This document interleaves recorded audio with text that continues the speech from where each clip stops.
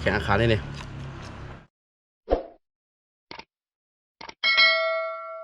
มาแล้วโคไตรายการพักใต้มีตั้งกินจุอย่างฝากพี่น้องกดไลค์กดแชร์ฝากพี่น้องกดไลค์กดแชร์เพื่อปินแห่งใจคือรายการโคไตมาซุ้มพี่น้องตั้งเซ็งค่ะนะยินดีเข้าสู่รายการ โอ้ตายขนาด เหมือนเดิมค่ะโคตรไตเหมือนเดิมนั่นนะคะนะเมื่อใดเขามีกุ๊กมาเฮ็ดเมนูบรรเทาแถมยาวกันนะใจของแก้วเขากันนะเมื่อใดนี่ครับพี่เจ้าของแก้วกับไตมาค่ะกลางคืนกันกลางคืนเนี่ยอันนี้เป็นห้องว่าปลาเย็นดีวะเนี่ยเขียดก็เขียดนะอันนี้พี่เจ้าของแก้วกับไตตั้งคืนมาเนี่ยกับไทยเนี่ยไหลมาหลายโลกันนะขับขายพวกนี้แล้วก็เอาปั่นเขาเฮ็ดเมนูมาปั่นโคตรไตเขาเฮ็ดเมนูเนี่ยนะ มันได้ก็หลายร้อย ทำถึงร้อย 60ครับ60ไหม 10 บาทเนาะ 60 เนี่ยนะเมื่อไหร่พี่เจ้าเกี่ยวเขาถึงมาให้จื้อวะ เห็ดปิงมาลาเนี่ยครับเนาะ เข็ดปิ่งมะลาวะเด้อ เขียดปิ้ง นี่มะลาวเขา จำเป็นครับ เอาบย่างเขียด พี่ตั้งเงี้ยชอบไปพริกนี่เสียได้ร้ายเกินโอเคนะเขาตีเฮ็ดปิ่งจื้อต่อเขาตีเฮ็ดจื้อครั้งแรกนี่ที่จื้อเนี่ยขั้นตอนจื้อเนี่ยมาตัวพี่เจ้าของแก้วค่ะนะ ขั้นตอนเขาติดมัดครึ่งกันนะ นี่ยังครับ นี่จังครับ นี่ครับ อันนี้ค่ะนะ น้ำ น้ำปลา น้ำปู เกลือเนี่ยครับ เกลือนะใส่ได้ร้ายอ่ะน้ำตาลนะประมาณนี้ค่ะนะเขามีซอสอยู่เนาะ นี่ซอสจอย ซอสจอยอยู่อันจิ้มมันเตะ น้ำปลาค่ะนะ นี่ค่ะนะขัดไล่แล้วก็ซอสหอย หอยนี่ครับ ซอสหอยในกล้ามเขาใส่ดีนปรุงมาหลังเหมือนกันเสีย ใส่กันได้ ใช่เหรอ ใช่จะไหนเนาะแล้วก็ซอสฟ้าเขียวครับ ช็อตเขียว อันนี้เพิ่งเข้าเนื้อหนังวันนี้สุดยอดจริงๆนะ ใส่ นี่ ลายเดนามิกเกลือครับ อันนี้จิ้มนั่นเนี่ยนี่ครับนะ เกลือครับนะ เอาโรสนเนี่ยเนาะนี่ครับอันนี้เหมือนกันสงกรานต์ใจเงี้ยเขาในครั้งแรกนะเนี่ยที่มากินจิ้มฝีมือเจ้าของแก้วเนี่ยเฉียดเนี่ยเฉียดปิ้งเนี่ยมันก็เฮ็ดมันก็กินในปองเขานะ เขียดแห้งไม่กินเลย มีอ่องมาตัว มี โอ้ไม่เจ้า มีอึ่งอ่ะอึ่งอ่างฮะอึ่งอ่างก็มีอ่ะตัวหนึ่ง สุดยอด สุ นะ นะเนี่ยหอมๆเลย จำ พี่ เป็ เจ้านเขา ครับ เขาเอาโคเอาขี้เอาหมดแล้วเนี่ยโอเคอ่ะเนี่ยนะมันลานี่ก็เขาใส่ไปลุงเด้อ ต้าวะ ใส่ในก็น้ำมันใส่ อ๋อ ใส่กำลื่นเขานะ ไอ้ก้อนโลกันเนาะไว้มันแห้ง ไปอ่ะไปอ่ะ น้ำตาล น้ำครับเพิ่มน้ำท้องครับ เนาะประมาณนี้เนาะ น้ำมันใส่ได้ นี่ค่ะนะ อันนี้คือเอาไว้กำลุ่นอ่ะพออะไรมันเหลืองหอมมาเย้านี่ก็เขาตีตอนนี้ตาหรือว่านะมันละน้ำมัน จนเต้นเนาะใส่ ฮัลโหลมันละก็หอมๆกันนะอ่ะเอามาตัวเจ้าของแก้วเขาตีเฮ็ด มันได้เป็นเป็นกำลังใจเป็นกู้เข้ากันนะมันนั่น เขา นะ ใจหีบเอานี่ว่านะ ไม่ครับไม่ครับธรรมศาสตร์ ใจของแก้วโซ่สีมือขนาดมันนั่นนะ จุดนี้ทำตบอ่ะนะตบเนาะ อ๋อมีไข่กันเนาะ ไข่เขามีฮะ ตรงนี้ เต็มต้องฮะนะไข่มันฮะ ตัวใหญ่ๆกันนะ ไข่มันใช่ครับไข่เขียด มันกบ ใจของแก้วเขาวัดไตตั้งขึ้นอะไรนั่นวะแล้วก็ชอบเขานะ อันขึ้นนี่กันไม่แทงนะ หลายพันเอานะอันนี้60นะครับอันนี้แบ่งแล้วเป็นโคตรไตจิ้มเตยหน่อยกันนะ มาเห็นบันบินน้องเขาตัวนี่ค่ะนะ FC โคตรไตเขาเลยหันนี่ค่ะนะเขียดปิ้งมันลาอันนี้ว่าในครั้งแรกในชีวิตของโคตรไตฮะแน่แต่ละจิ้มไหมพยายามกินในปอกกันนะ เขตปิ้ง คนพยายามกินก็คอมเมนต์ว่าของนอก เขียดย่างมันลาอันนี้ว่านะ หลังมวยปิงนี่ครับ ใส่เหงียวยี่ไปกินนึง จะเล็กโนดค่ะ อันนี้มันรุดกับตั้งไหนครับอ๋อ เพิ่มไปใหม่นะ นะครับ5 บาท5 บาทค่าไม้นึงค่ะนะ ฮัลโหลซีมา60ไปอะไรใช่ไหมครับแมง5 บาทได้ชุ่มโย ส้มค่ะส้มค่ะ รวยโยที่ไหนได้ นี่นะเนาะ เอานั่นเอาลูกค้าไว้อันตั้งน่ะนะ ตั้งเกี่ยว อันนี้ไม่คุณสั่งมันเนี่ย กำเนิดเล็กน้อยใส่ฮะนะ กลางคืนใน เล็กน้อยอีบอ่อน คือในเต้นในปอกอันนั้นถึงจ่าเมื่อวันนั้นในปอกมาบ่าย2โย ไม้ที่2ค่ะนะนี่ โอ้ไรเอา40 บาทไม่20 บาทได้ ไม่ชอบบาทแล้วเนี่ย ถ่ายปกจับเลย2หีบเนาะ มอเตอร์ตัวนี้ได้ เขาตีเฮ็ด3หีบกันเนาะ โคไต เป็นแดงกับมือนะ อันนี้คือว่าเขียดนะเมนูเขียดบอกเตอร์นาว่าเขาเฮ็ดคลิปหยังนี่ก็คือคอมเมนต์ไปกันนะเขาเอาติดสรรหามาเมนูเนี่ย อ๋อสุดท้ายจะที่ใหญ่ค่ะนะ ตึงอ่างนะวะอันนี้ในปอกปีนิสานเขาFC เขาตั้งเมืองไทยแน่ ชอบหนาเนาะ ตุ่มเผ็ดเนี่ยเนี่ยครับเนาะส้มอึ่งเนี่ย ต้ม สุดย เป็ อ ด ดละ เนี่ยต้มเป็ดเนี่ย โอเคนักมวย ไหนคะนะ แจกกันก่อนนะนี่ไม่ไผ่ไม่มันกันนะ 3 พ หิ ร้ บ อมกัน นี่ นี่ เนาะ เนาะ นี่ โอเคนะมันเลยไฟเขาก็เริ่มชัดไอเดียเขาตีกว่ายางเขานะเขาตีด้วยปีใจของแกเขายางพริกมันลาย่ำนี่วะนะมากันนะเสาโลเขาสุดยอดกันนะโอ้จับของเลย เตาเคลื่อนที่ ยอดเลยนี่ นี่ขยับเลยนะ อีกาหม้อขนาดนั้นนี่ อีกก็ กาหม้อขนาดหม้อเตะๆเอาขึ้นนิดนึงกำมันไฟใหม่กำหม้อแข็งมากเนาะเหยียดจะคือไว้กันอันเนี้ยมันตายชกมวยเนี่ยวะเนี่ย ใช่กัง อัน เขีย นี้ น นักมวยยาง น้ำกินนะ เรามาฟื้นกันเนาะ เริ่มแข็งแล้ว เป็นแข็ง เริ่มแข็งตัวแล้วนะเขาฟื้นอย่างนั้นได้เขาต้องเอาอย่างมากำเนื้อเนี่ยมันจะเลยฟื้นกลับมา นี่กันนะมันชกมวยมากตะเลียว เขาเริ่มมีกลิ่นหอมมาแล้วนะเขียวเท้าเริ่มกลิ่นหอมมาแล้ว อันพอดีเนี่ย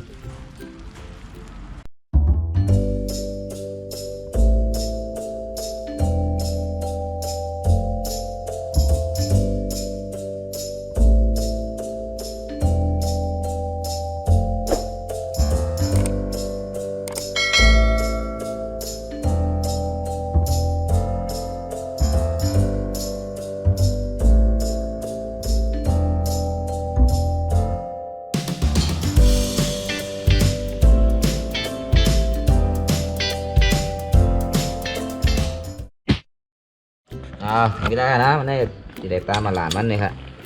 ตาเยาวขนอ ตายาวเนี่ยครับ พริก อัน มะ ตี ลา ตามก็ ใส่ แคบขนาด เนาะ ธรรมศาสตร์ครับ เอาครับเลยครับหอมแฉบๆกันด้วยนะโอ้สุดยอดแล้ว หมดละ คนที่ยามกินก็คอมเมนต์มาพองเนาะ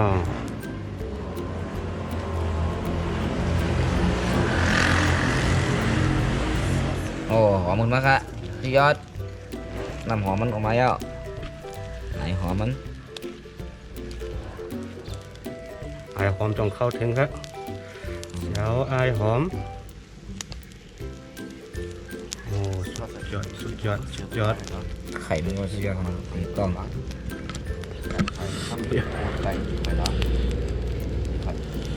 โอ้หอม เย็นอย่างมันลายไปแล้ว เขียดย่างทาพริกมะลา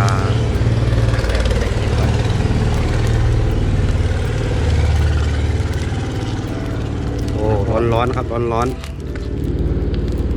แซ่บแน่นอนเมนูนี้ ขายโลโก้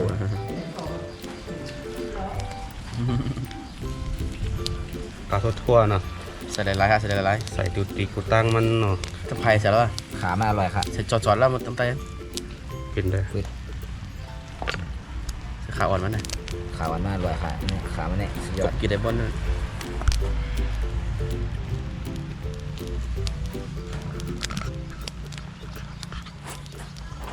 มันเป็นโล หัวเนาะหัวมัน นี่ เนาะเลยต้องติดสิงแล้ว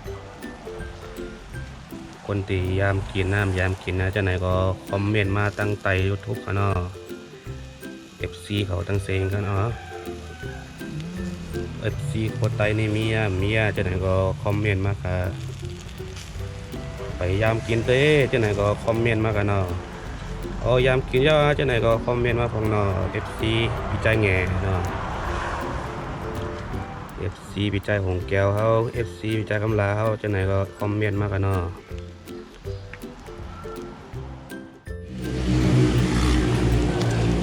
โอเคพร้อมกินแล้วอ่ะสุกแล้วอีกข่อยเนาะโอ้วาบิลือไว้เนาะ ลือกับไตรอไว้ที่ข่อยเนาะโอ้ไต สุกเหย่าขนาด นี่ เยี่ยวนะครับเป็นหน้าตากันนะ ฮัลโหลสุดยอดค่ะนะ หน้าตามันแต่ละทีนะครับ เหลืองอมหุ่มน่ากินเต้ค่ะนะพี่มันลาเน้นๆค่ะได้ฮัลโหลเมื่อสองเกาะเมื่อใช่แล้ว ฮัลโหลนี่ค่ะนะตีเขาเตรียมไว้แล้วนี่เขาเตรียมไว้แล้วนี่ นี่ครับ ตัวฮะโอ้โห แบบบานๆแทนนั่นแหละ โอ้โหหอม ผมต้นกินอีปอกมาจิ้มตัวเลย ปาดกันเนอะ เกี่ยว เจอนะ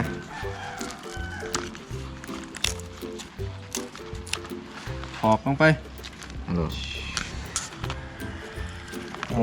สุดยอด ฮัลโหลถึงเย็นเลยบอกจะเย็นเลยติดมันเหนียวติดเลยฮัลโหล หอยนางรมฮะหอมๆฮะนี่คือใจเงี้ยเขาใครก็ยามกินเต้นนะครับนะ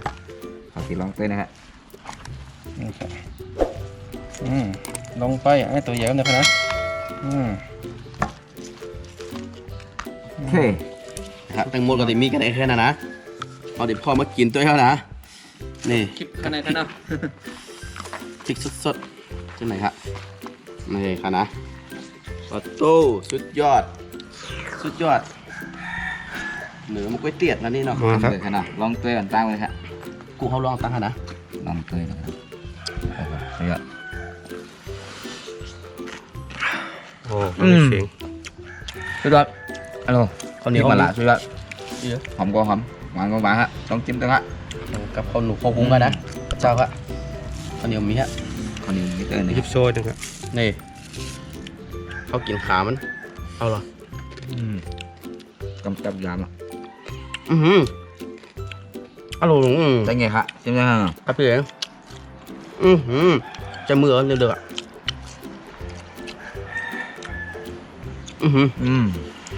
เอาหอมด้วยนะ หอม นิยาม กินด้วยกินด้วย นะ นิยาม มันเอาป้อนน้อยๆครับกำติ๋ว นิยาม กรอบๆฮะอร่อยอ๋ออยากกินปองเคี้ยวครับไปแค่ได้ค แล้ รับ วก็มันเคี้ยวขนาด ปรับข้าวเหนียวมันฮะ ข้าวเหนียวเขาหุง เขาจิตใจแกนี่มีมุกตลอดนะ แกงขาแล้วก็กินในมดในขนาด โอ้ฟังได้เสียงครับ กรอบๆกันนะ แบบที่ก็คือเนาะเขาจ้าเขาเหนียวมีเนาะเขาดูโต๊ะเนาะนี่แบบ นะครับ กันเดียวนะ โอ้ในบันกินวะ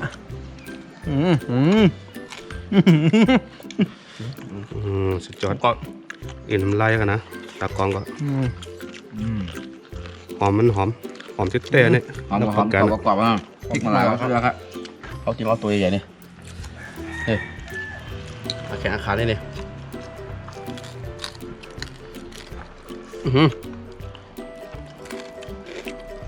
ครั้งแรกนะเนี่ยอร่อยคิดว่าถี่เขา ครับ มันเคี้ยวข้าว แก้ว หวานเตะ สุดยอดขนาดนั้น นิยามเตะ แก้วของแก้วกับหมอเต้นะกัดไตกับหมอเฮ็ดกับหมอเนาะ นี่เนื้ออุกเนื้อเนาะก็เนื้องามๆตัวเขาอ้วนอ่ะยอดโลกรอบพริกลิบนักมวยยาง สำหรับความ นะฮะ เสร็จแล้ว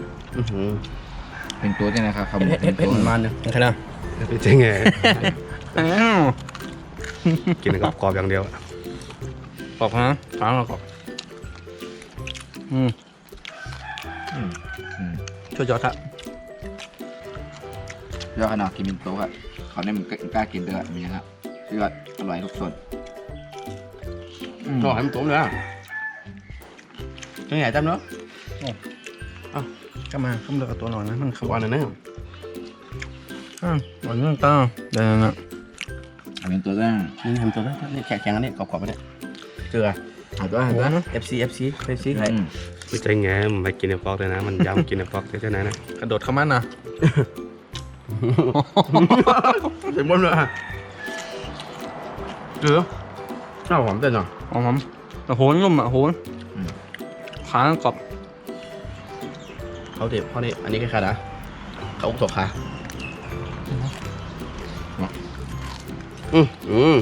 ว่าไป น้ำให้บ้าง จังหลักว่านะครับพริกน้ำลายก็สุดยอดเผ็ดก็อร่อยใครได้ใครก็ลองเฮ็ดด้วยหน่อยกันเนาะใจว่าอยู่ครับจิ้มด้วยครับสุดยอดได้กันเนาะ โอเคนะ จิ้มในก็เขียนย่างพริกมันละอันนี้วะนะ นั่นแหละจัง ได้เหมาฮะ นั่นโซจังเกียว ข้าวกินในปออึ่ง ก็ชอบนี่ก็ฝากพี่น้องขอกดไลค์กดแชร์กดติดตามรายการโคตรใต้เท่าหลายๆ อันไหนครับเดี๋ยว อันนี้ผมตอนกินครับอันนี้อึ่งอ่างเนี่ยนะโอเคฝากพี่น้อง FC ไง ฮะเหมือนเก่าขนาด FC ค่ะร้านกาเหมือนเก่า ก็ฝากถึง FC เขาก็ขนาดจากนั้นก็กดไลค์กดแชร์บันอย่าลืมกดไลค์กดแชร์บันนะคะเป็นกำลังใจกันโคตรใต้กันนะ ดีกว่า ถ้าว่าใครคลิปยังเนี่ยก็คอมเมนต์อยู่ตั้งใต้หรือว่าถูกใจใครติชมมาใช่ไหนอย่างก็ตั้งใต้มันไรหมดค่ะน้อมหับครับน้อมหับครับ ด่ามาก็ไรเนาะ ด่าก็แล้วครับไม่ยังครับคันโจมค่ะ แต่ไรมีคนอันคอมเมนต์ข้อความประมาณ โอเคนะ โอเคครับ คลิปในก็ติดขอลาออกกันได้นะโอเค ดีกว่ากันเนาะ บายซูมไม่ต้องซิกันนะ โอเค บ๊ายบายฮะ